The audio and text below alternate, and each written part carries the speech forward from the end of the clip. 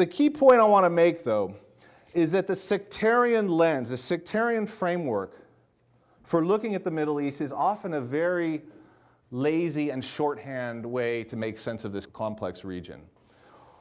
What we find often is that when we peel back the layers of simply the Sunnis and the Shia, we find there's a whole host of other reasons. And really the sectarian conflict, the sectarian dimension, is really the symptom for an underlying sickness, an underlying weakness in this region. And this is what I want to talk about today.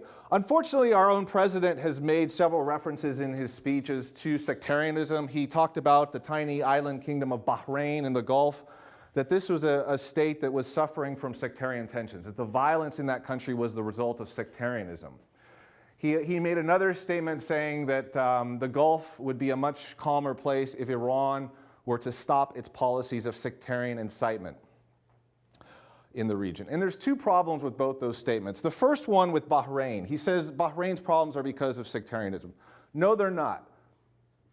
Shia and Sunni in that country would probably live together and coexist were it not for the absence of real participatory governance, of democracy, the lack of corruption. So again, the Shia-Sunni tension is just a symptom. We need to peel back the layer and say, what is the real problem in Bahrain? Why did the uprising start in 2011? They were over lack of housing, a judiciary that was incredibly repressive, unemployment, and guess who's suffering the most? The Shia, so that's discrimination. But it's sectarian, but it's really about governance. The same thing with Iran. Is Iran inciting sectarianism in the region? Yeah, they are. They're supporting Shia militants in Lebanon. They're supporting Shia militants in Iraq and obviously in Syria. But are they the root cause? Are they really, is that something we really want to pin the blame on? No, no, they're not. And again, sectarian identity matters in this region. But if you talk to Middle Easterners, they will tell you that historically, someone's sense of being a Shia or a Sunni has always coexisted with other identities, tribal, national, class, other forms of association. So we have to ask ourselves, when and how does the Shia-Sunni divide surface? And more importantly, what makes it toxic? What makes it malign?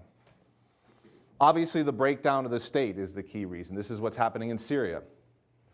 But more importantly, when the state fails to meet the needs of its citizens, or when the state, more importantly, and this applies really to the Gulf, when the state discriminates against parts of its citizenry, when it uses sectarianism as a ruling strategy, and this is especially prevalent in Saudi Arabia and Bahrain today. This was the focus of my book that we're discussing.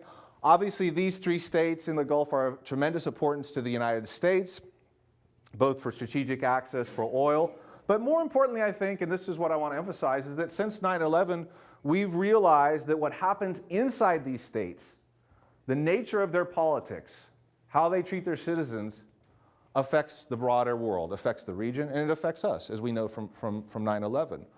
So when I talk to policymakers about this book, about sectarianism, I say it's in our interest to look very closely at what is happening inside Saudi Arabia and Bahrain with sectarian relations, because something's changing there, something is brewing. Yes, the Arab Spring bypassed these countries, but that doesn't mean all is well.